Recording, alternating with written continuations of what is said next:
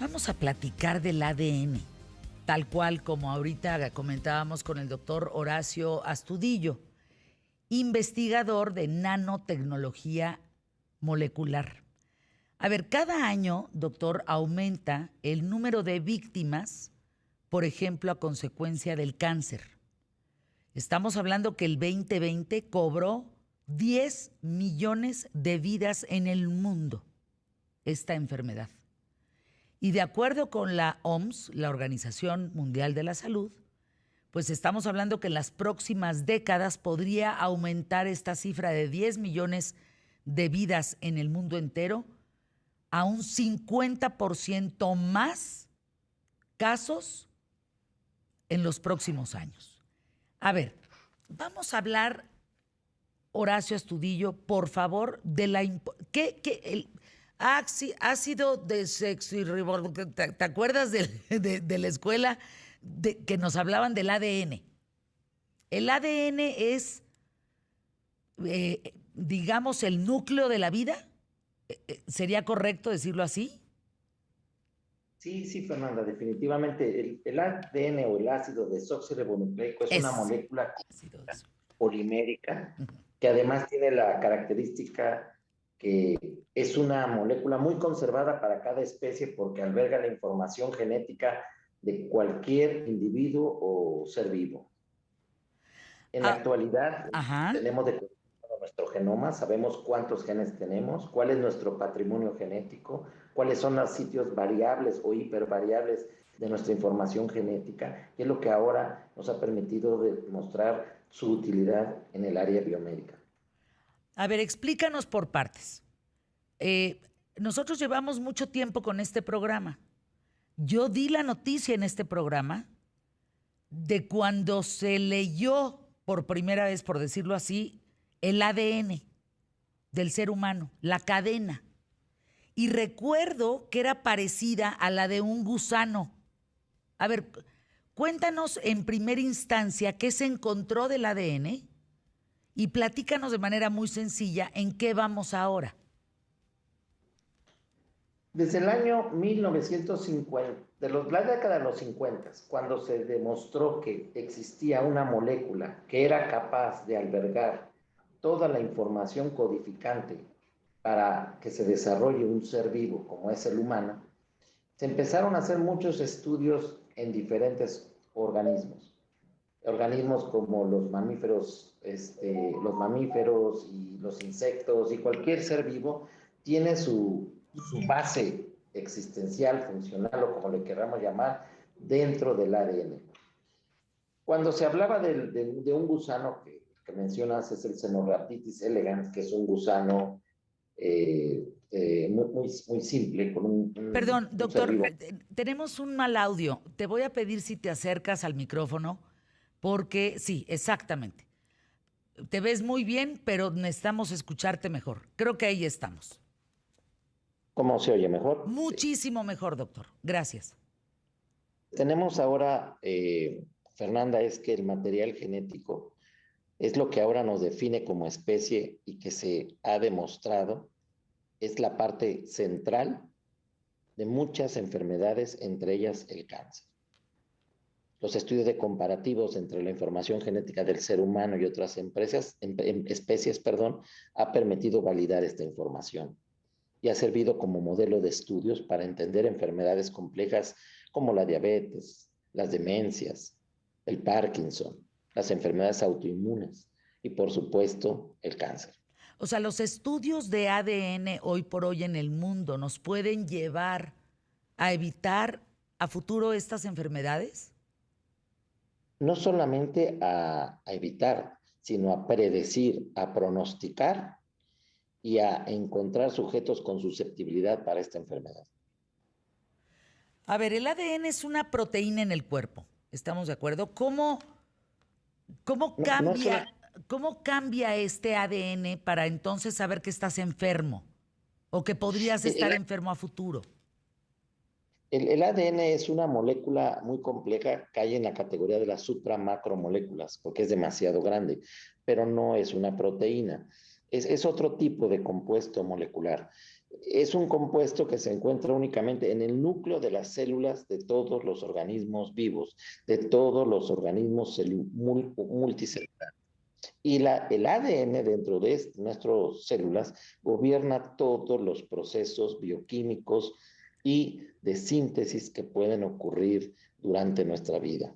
Es una información que inclusive tiene un reloj biológico que mantiene latente la función de cada una de nuestras células. Y por supuesto, cuando esa información se altera por algún motivo, que normalmente es por daño estructural, o sea, la información, la estructura molecular de la cadena del ADN sufre alteraciones por origen químico, como pueden ser agentes químicos tóxicos, o por agentes físicos, como puede ser la radiación ionizante, la luz ultravioleta, entre otros, o por agentes biológicos, como los virus, que hoy están tan de moda. Los virus también son capaces de alterar la información genética y producir cambios que a la postre generen enfermedades como el cáncer. A ver, Horacio, dirías en este sentido, imagínate una persona que tiene COVID-19, logra salir avante de este virus, pero le llegan efectos secundarios. ¿Es porque el virus afectó su ADN?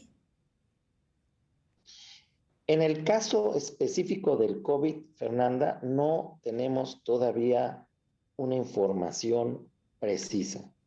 Para otros tipos de virus, sí está bien estudiado este mecanismo. Esto no significa que no lo pueda ocasionar el virus COVID. Hay una sugerencia científica que todos los pacientes que presentaron una infección por COVID-19 quedan con marcajes moleculares que al futuro pueden ser motivo para desarrollar algún tipo de enfermedad degenerativa o incluso cáncer. Wow. Sin embargo, es algo que lo vamos a ir aprendiendo y descubriendo conforme pasa el tiempo. Lo que sí es una realidad es que estos virus, como el virus COVID, que es un virus RNA, que tiene esa particularidad, que se llegan a integrar al genoma. ¿Qué significa esto? Son virus que se insertan dentro de nuestra información genética, tienen esa posibilidad y obviamente traducen cambios en la estructura y en la función de nuestros genes. Pero esto es algo que se estudiará o se está ya estudiando y ofrecerá mucha información en los próximos años. A ver. Doctor Horacio Astudillo, ¿escuché bien?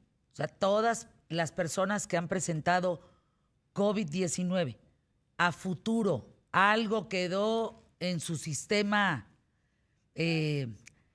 frágil, pues, que podría presentar enfermedades a futuro.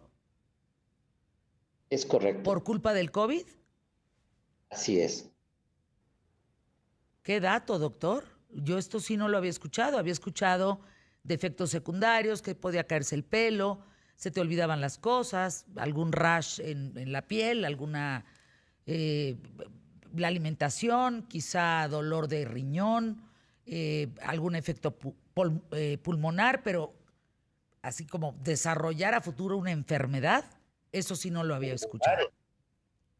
Varios tipos de enfermedades o incluso exacerbar a otras que ya se pueden tener. La complejidad de este virus en cuanto al efecto y los mecanismos secundarios, hay dos tipos de reacciones que produce este virus. Los efectos a corto plazo o inmediato plazo, que es cuando se traduce la enfermedad.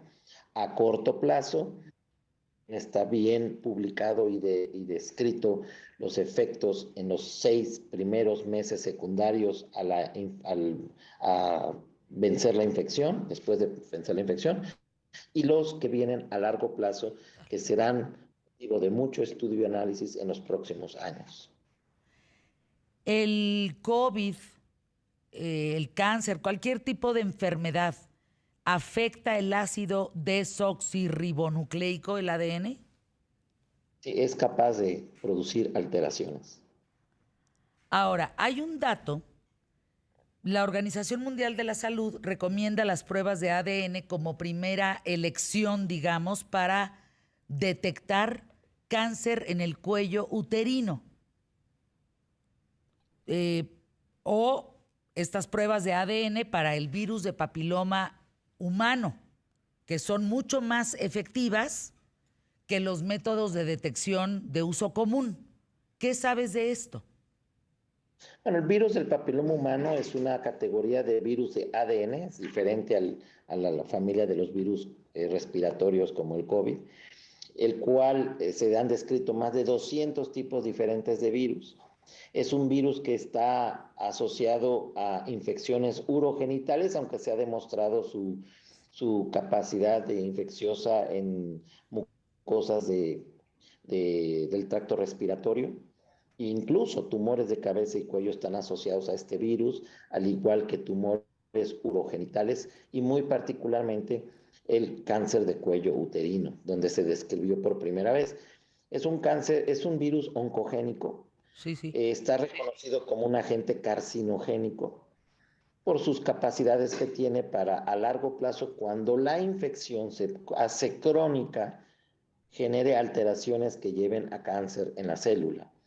Es un virus que hoy existe una vacuna que puede funcionar como preventiva, de ahí su indicación de aplicarse en menores de 18 años, ahora en el mundo, y con la cual se espera generar una reducción importante. Del cáncer cervicouterino, del virus del papiloma. Ahora, pero en un minuto para irnos a anuncios QTF, si te haces prueba de ADN, ¿puedes prevenir el cáncer cervicouterino?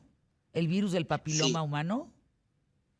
mira, Fernanda, es una pregunta muy interesante y te la voy a contestar rápidamente así.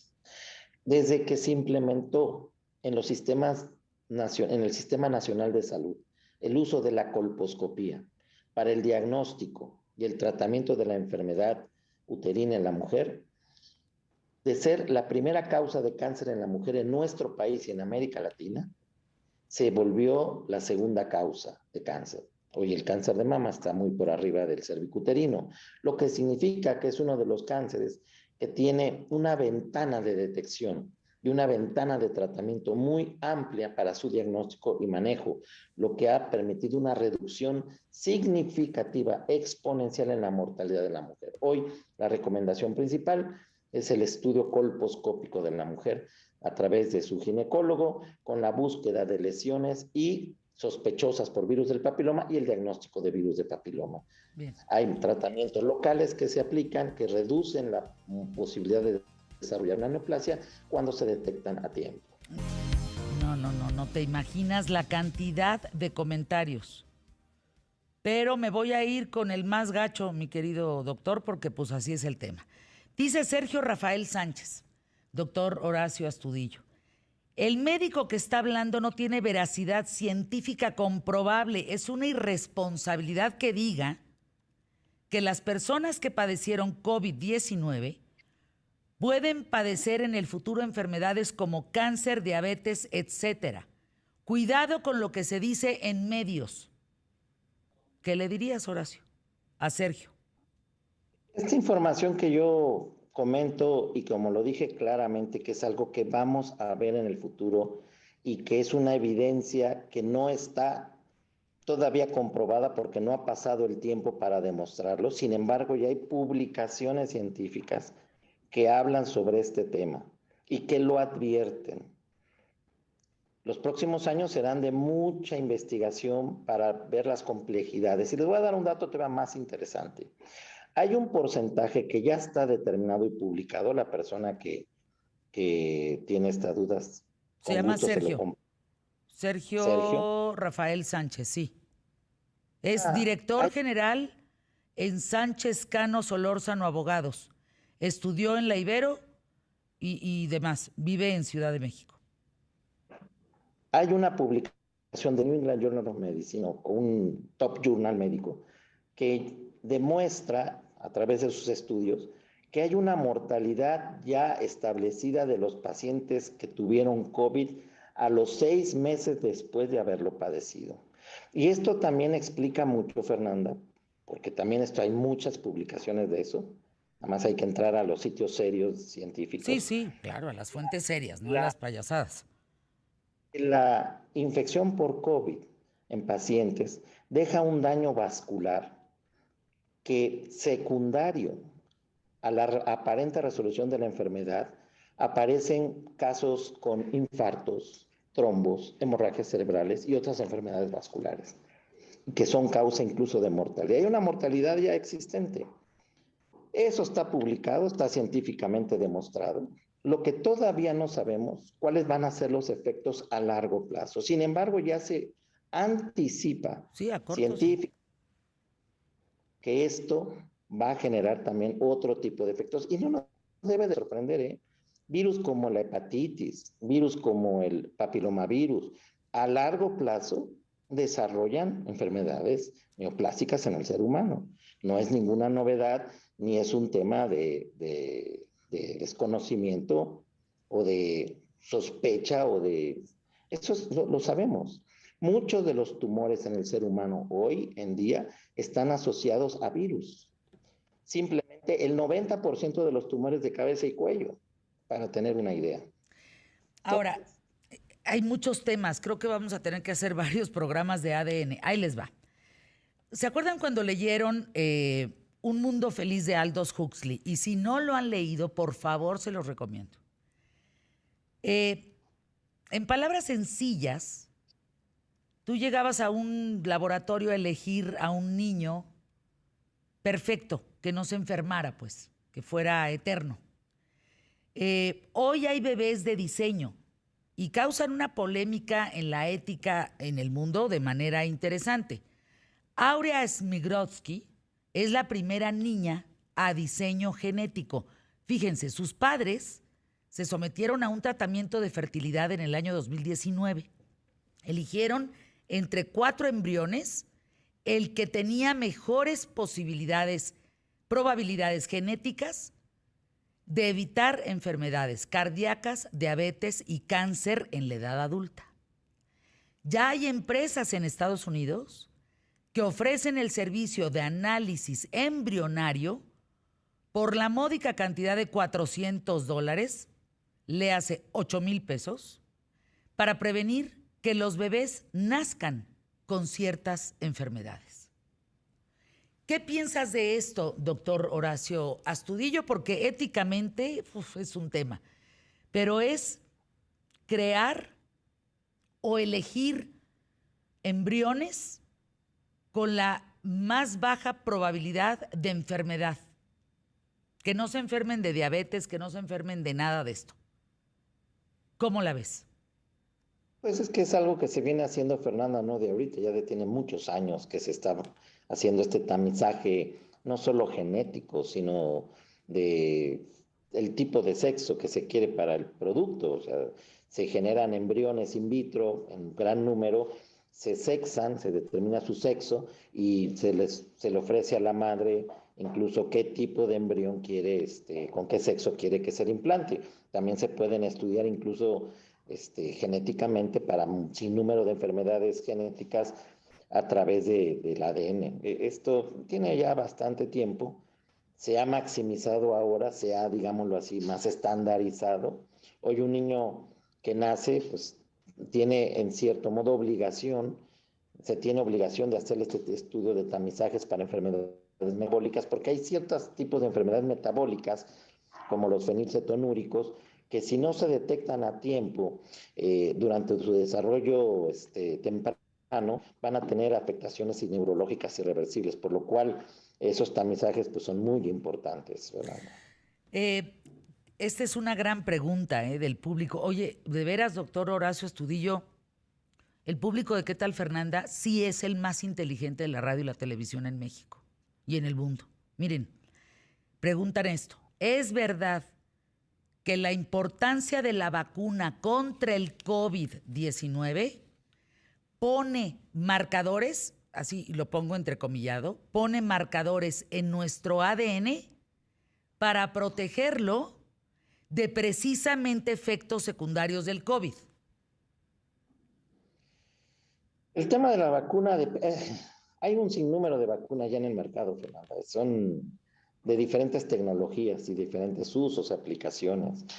Cada vacuna tiene un diferente modelo de estimulación en la producción de anticuerpos anti-COVID.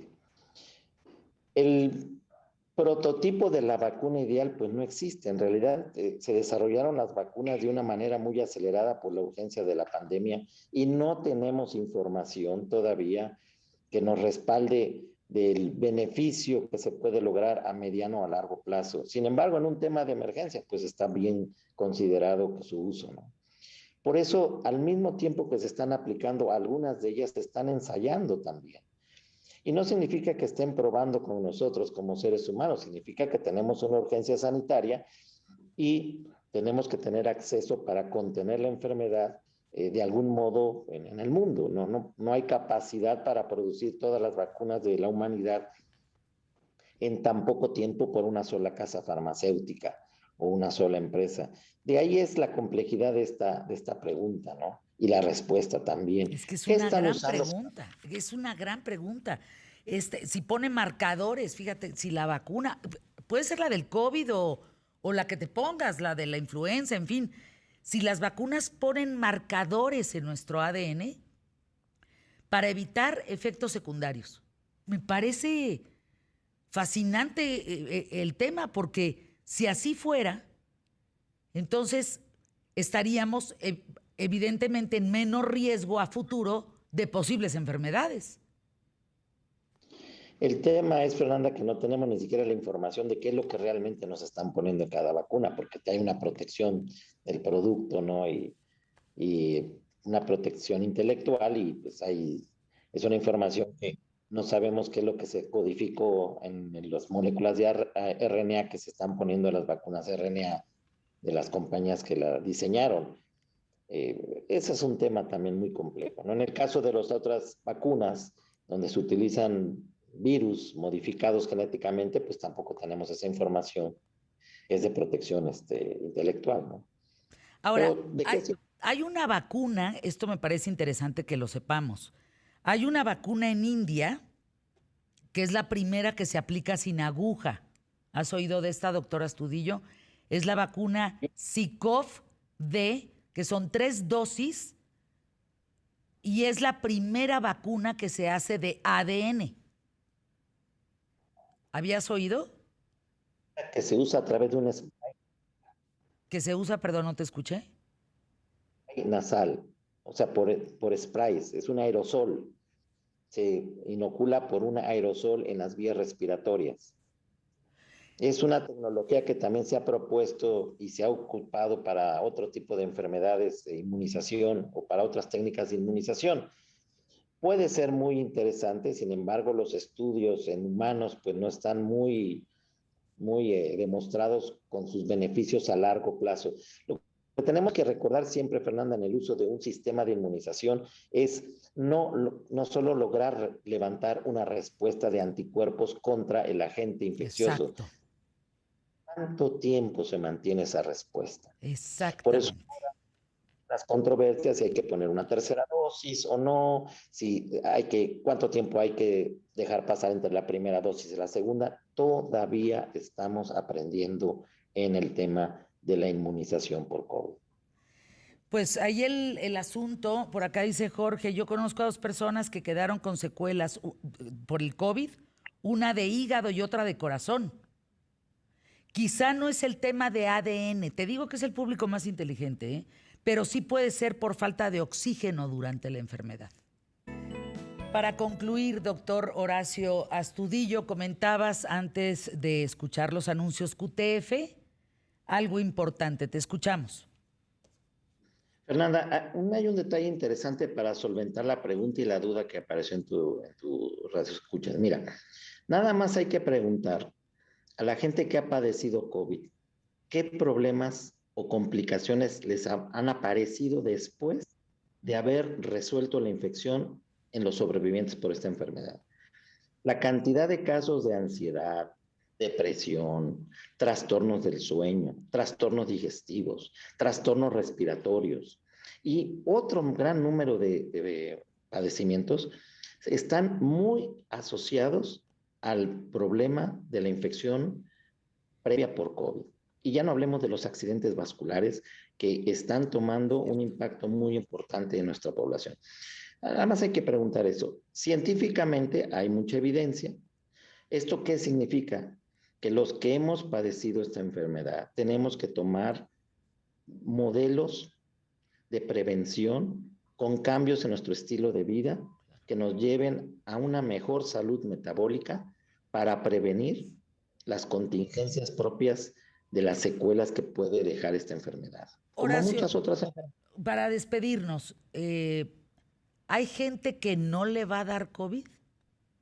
¿Y por qué? Esa es muy buena pregunta, Fernanda. Te puedo decir que todo está ligado a la genética.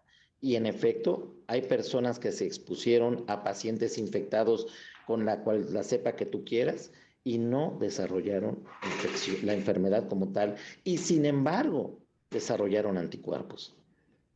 Conozco casos muy definidos y hay otros que ante la infección desarrollaron una enfermedad florida muy asociada a algunos de ellos a comorbilidades existentes, o sea, enfermedades que ya tenían, o a su susceptibilidad contra este tipo de virus.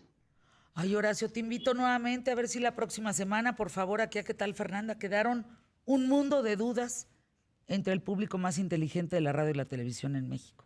Te mando un abrazo. Es más, escríbanle al doctor @astud con H Hastud 2, como si fuera de Hastud, de Astudillo, de Horacio, H Astudillo 2, H Astud 2, más fácil. Gracias, Horacio, te mando un abrazo. Gusto, hasta luego. Interesantísimo lo que dice el doctor.